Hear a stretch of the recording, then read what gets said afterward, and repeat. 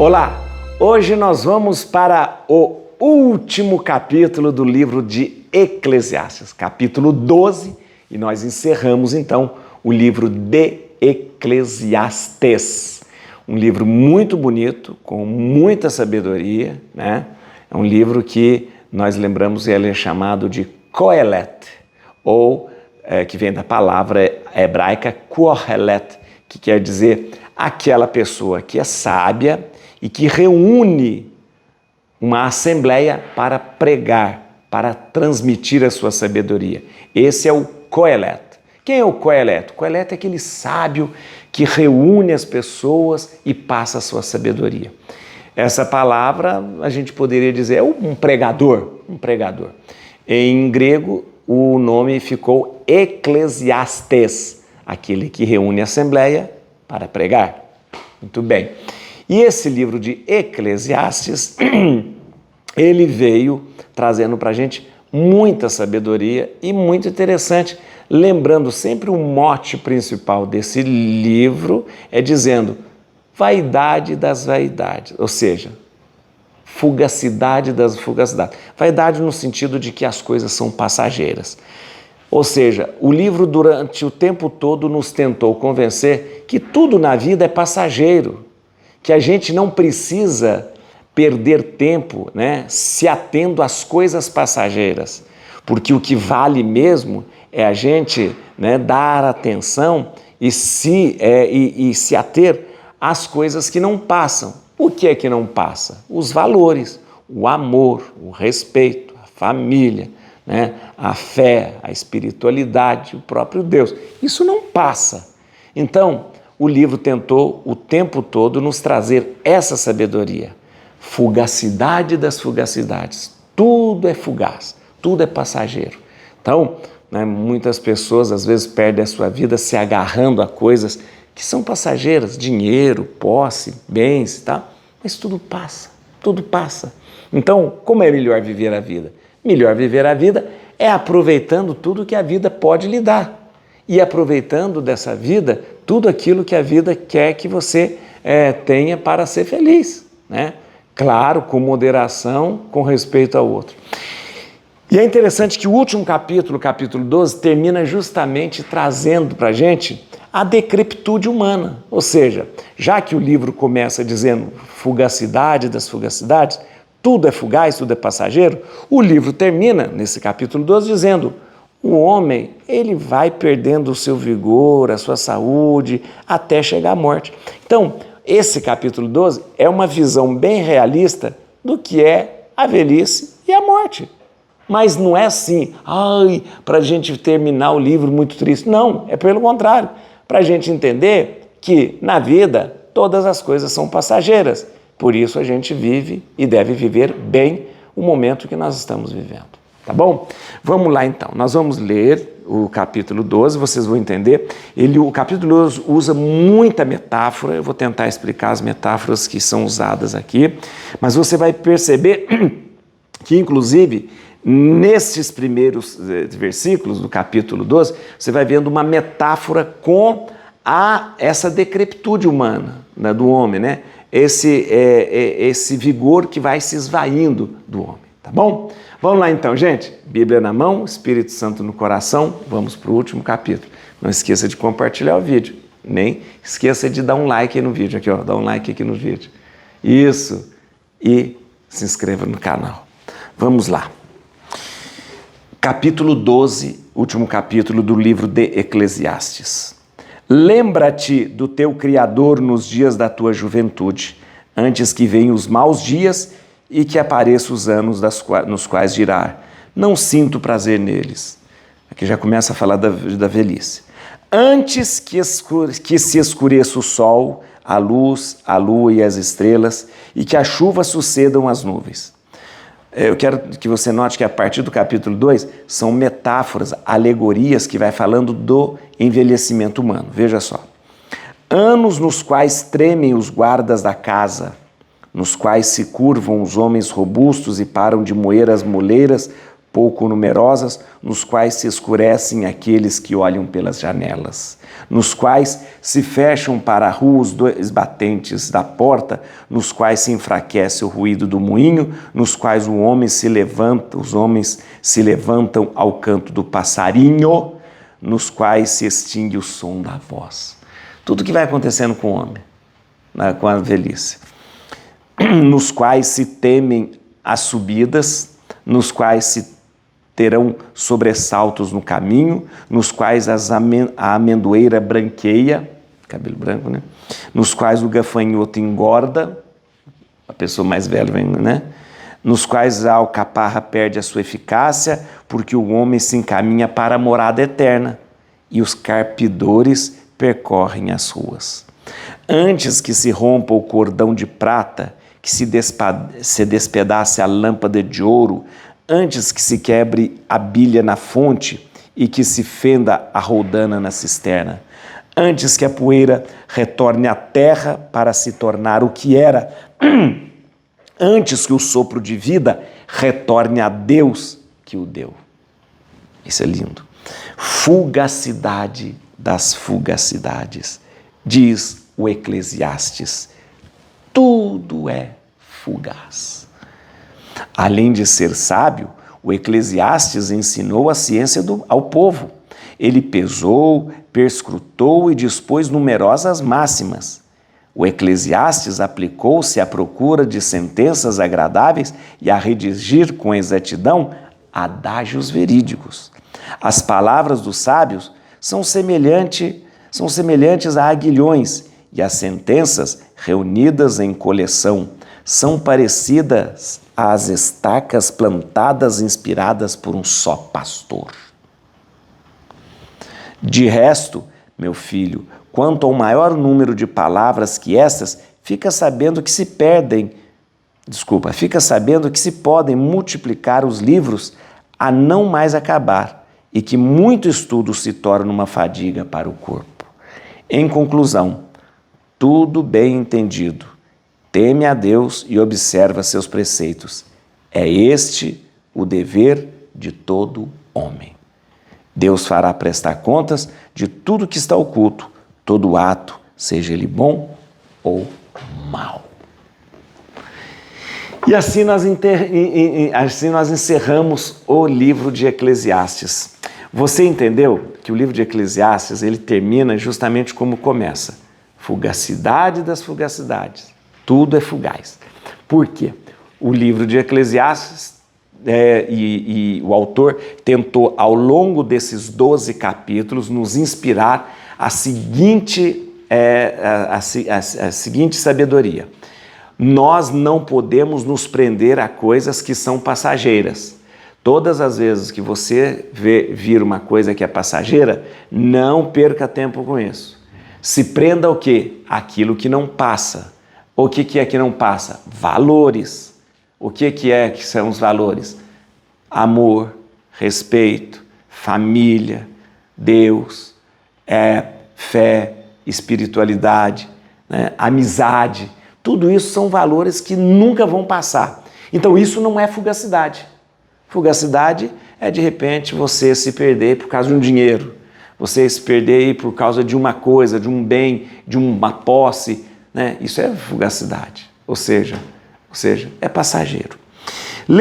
Eu quero que você lembre que o capítulo 12, ele faz uma retrospectiva, ele faz uma narração mostrando como é que vai ser o final de todo homem e mulher.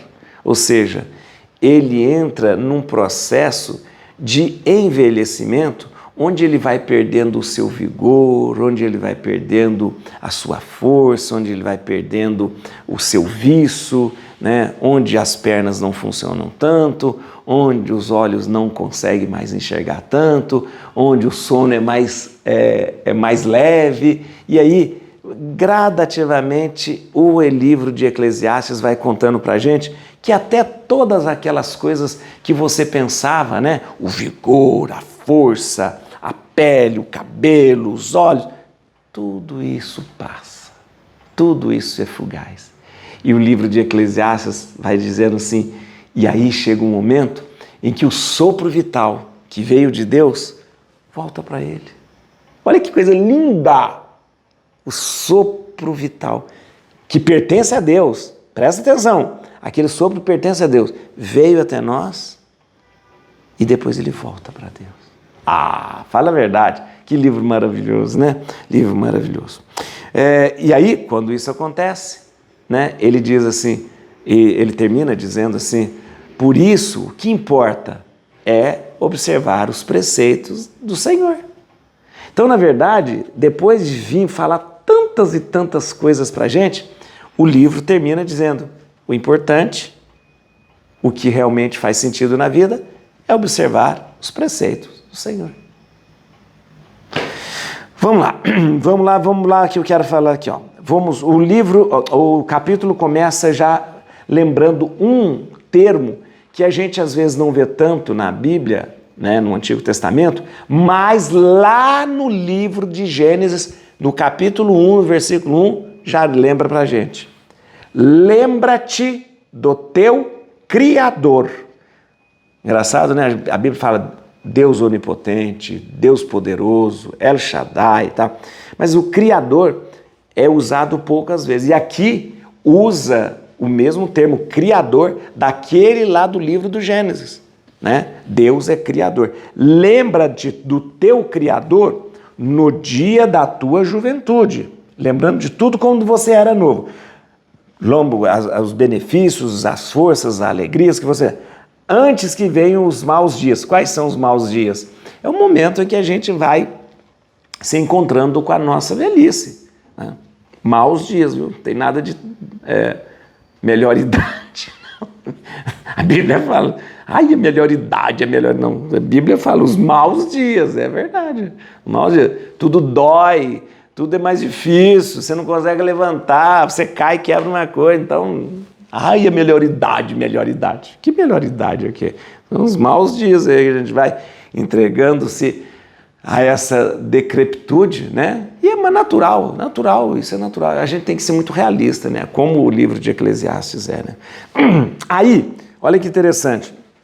A partir do versículo 2, começa as alegorias. As alegorias, né? Que vai descrevendo a velhice chegando na vida da gente, com essa decrepitude humana, né? E aí, a ideia é mais ou menos isso. Nossa Senhora, quando você vive muito, né, você acaba até se decepcionando, né? Porque quando você vive muito, você se encontra cada vez mais com as suas fraquezas, com as suas debilidades, né? Com as suas limitações. E olha, você está pensando, mas que coisa negativa. Não é negativo, gente. É um livro realista para dizer, nós temos que aproveitar bem a vida, nós temos que viver bem a vida, porque isso vai chegar. Isso vai chegar. Eu nunca vou ficar velho, eu nunca vou ter problema de andar, eu nunca vou ter problema de catarata, eu nunca vou ter problema. Não, vai acontecer. Vai acontecer. Se você está vivo, vai acontecer. Né? Então o versículo 2 começa com uma alegoria a tratar do envelhecimento. Antes que se escureça o sol, que é a visão, né? A lua, as estrelas, né? Que a chuva suceda as nuvens, né? Nos quais treme os guardas da casa, nos quais se curvam os homens robustos, ou seja, a pessoa já vai ficando curvada, né? Param de moer as moleiras pouco numerosas, nos quais se escurecem aqueles que olham pela janela, nos quais se fecham para a rua os dois batentes, né? Ou seja, tudo ficando mais difícil, né? Nos quais se extingue o som da voz, né? A pessoa vai falando mais baixo. Então, são alegorias que vai dizendo, isso vai acontecer e é inevitável, a não ser que você morra antes, mas é inevitável, antes de ficar velho, né? Inevitável. Mas isso é ruim? Não, não é ruim. Por isso o livro de Eclesiastes vai dizer, gente, vamos viver bem a vida, vamos colher da vida o que tem. E o que é que vale para a nossa vida? Não são as coisas que passam, sim as coisas que não passam. Coisas fugazes, fugacidade das fugacidades, vaidade das vaidades, tudo fica para trás. Né? Vamos lá, no versículo 3, há uma coisa muito... no versículo 3 aqui, Versículo 3, só para a gente entender essa alegoria. Anos dos quais tremem os guardas da casa, dos quais se curvam os homens robustos. Ou seja, quando o vigor do homem vai embora. E param de moer as moleiras, as mulheres que moíam trigo, pouco numerosas, nos quais se escurece aqueles que olham pela janela. Aqui está dizendo de duas coisas. Primeiro, é uma metáfora para dizer que o vigor do homem desaparece, né? O vigor do homem desaparece aqui, ó. Curvam os homens robustos. E a mulher, quando perde o brilho, o viço da sua beleza. É isso que ela está falando aqui, né? Param de moer as moleiras pouco numerosas, nos quais se escurecem aqueles que olham pela janela. Então, é uma metáfora para dizer, o homem perde o seu vigor, força, tal.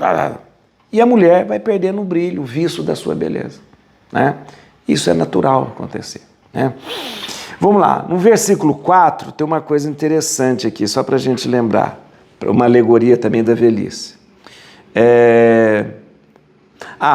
Nos quais os homens se levantam ao canto do passarinho. Por quê? O canto do passarinho acorda a pessoa, o homem se levanta no canto do passarinho. Você já percebeu? Quando a gente vai ficando mais velho, de manhã, passarinho cantou, a gente já acordou. Por quê? Porque a pessoa mais velha, ela tem um sono mais leve e ela acorda mais cedo, nos quais se extingue, nos quais o homem se levanta ao canto do passarinho. Então, pode ver, né? Quando você é mais jovem, você dorme até meio-dia. Mas, quando você fica mais velho, cantou um passarinho 5 horas da manhã, você já acorda e fala, ai, pronto, perdi o sono. Não é que perdeu o sono, é porque a pessoa mais velha dorme menos, né? Então, a Bíblia vai, esse capítulo, vai trazendo para a gente essas alegorias, né? Agora, interessante uma coisa aqui, no versículo 5, olha que expressão interessante. Nos quais se teme as subidas, nos quais se terão sobressalto no caminho, nos quais a amendoeira branqueia, nos quais o gafanhoto engorda, nos quais a alcaparra perde a sua eficácia, porque o homem se encaminha para a morada eterna e os carpidores percorrem as ruas. Isso aqui tem muita influência da sabedoria egípcia, Foi encontrado, né, essas ideias aí, muitos elementos de um sábio egípcio chamado Ptahotep. Então, há uma influência muito grande aqui nesse capítulo aqui, desse sábio Ptahotep, ao descrever essa decrepitude humana, tá bom? Muito bem, o versículo 6 aqui, ó, é interessante que aqui são outras alegorias. Antes que se rompa o cordão de prata, que se despedace a lâmpada de ouro, antes que se quebre a bilha na fonte, que se fenda a roldana antes que a poeira retorne à terra, tá? Isso aqui são alegorias acerca do corpo, os braços, os joelhos, os dentes, os olhos, o coração. Então, esse versículo 6 faz uma alegoria com alguns membros do corpo, né? Então, antes que se rompa o cordão de prata, que se despedace a lâmpada, né? De ouro, né? Então, os olhos, os braços, o joelho, tal. Então, é uma alegoria com os membros do corpo. E agora o versículo 7 é maravilhoso, que eu queria que você... Olha que coisa linda, isso é muito lindo. Porque é isso que vai acontecer. Antes que a poeira retorne à terra, para se tornar o que era. A poeira volta para a terra. E antes que o sopro de vida retorne a Deus que o deu. Gente, isso é tão lindo, porque é o seguinte, o sopro divino, sopro de vida, a vida que nós vivemos, essa vida que você vive, ela pertence a Deus. Ela pertence a Deus. Deus nos dá, mas continua sendo dele. O princípio de vida, o princípio da vida, o sopro vital é propriedade de Deus. Por isso, o senhor, a senhora aí, você não pode fazer o que quiser da sua vida, não. Não pode fazer o que quiser da sua vida, não. Eu faço o que eu quero com a minha vida. Não. Porque o sopro de vida que faz você viver, pertence a Deus. Pertence a Deus. E olha, e este sopro de vida foi dado para nós provisoriamente. Está escutando, meu filho? Provisoriamente. Você tem contas para acertar. Não se esqueça disso. A vida que você vive, ela foi dada para você provisoriamente. Porque chega um momento em que ela retorna para Deus. E é quando nós voltamos para Deus. Você viu que bonito? Porque o livro diz assim, a poeira retorna à terra.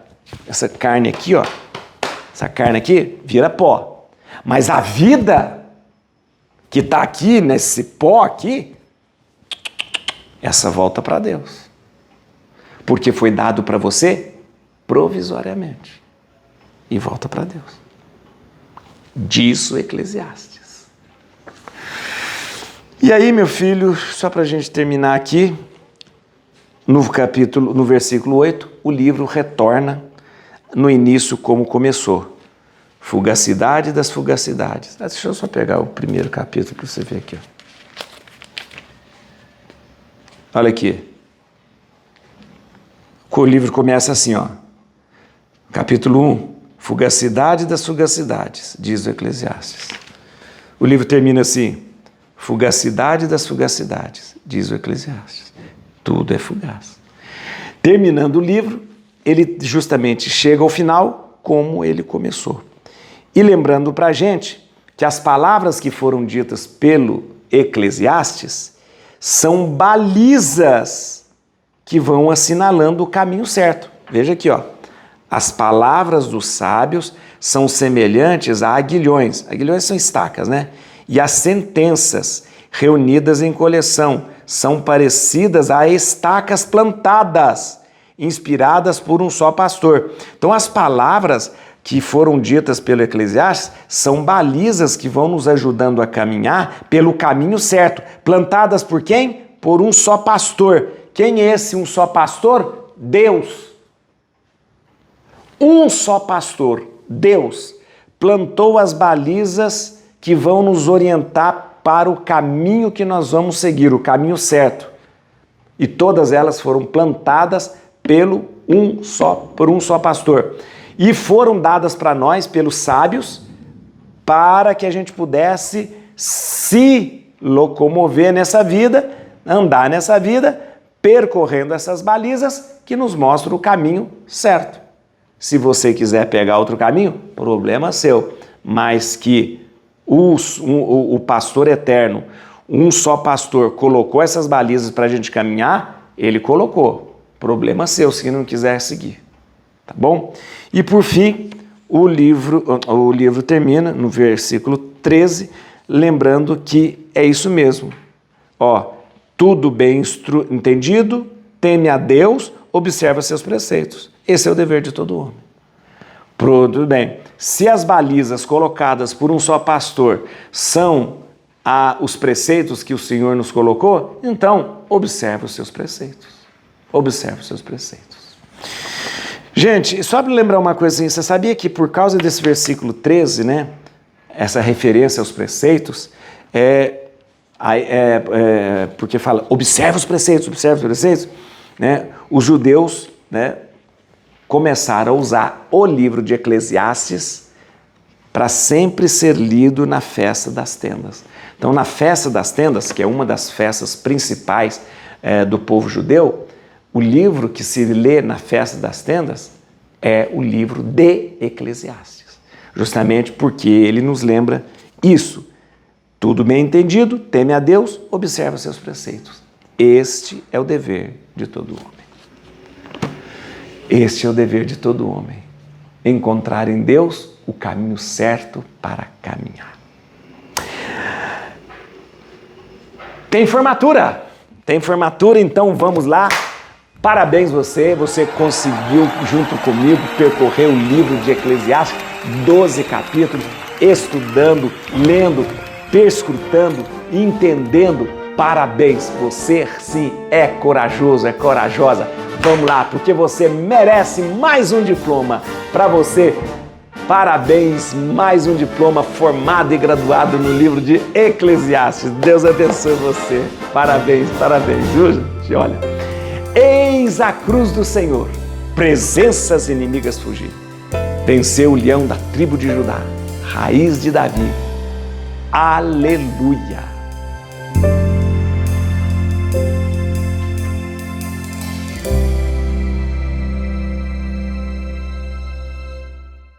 Esse aqui é o meu livro, Feliz Natal com Jesus. Eu quero que você tenha esse livro para você viver completamente a alegria do mistério do Natal. Esse livro aqui é um livro que eu fiz trazendo para você todos os símbolos de Natal, para você entender o seu sentido cristão verdadeiro. Também nesse livro aqui eu coloquei para você as antífonas do Ó, que é uma das teologias mais bonitas sobre o nascimento de Jesus, a encarnação do Filho de Deus.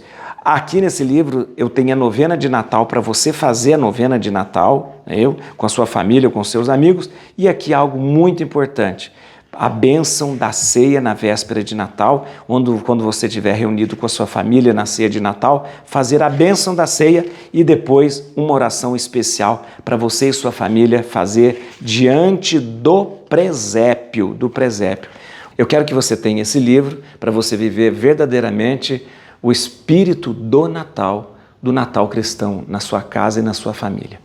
Olha, você pode adquirir esse livro entrando no meu site www.padjuarez.com.br ou nas minhas redes sociais, Instagram, Facebook. Você pode ver aqui, ó, o link para fazer a compra na descrição ou então aqui nos comentários.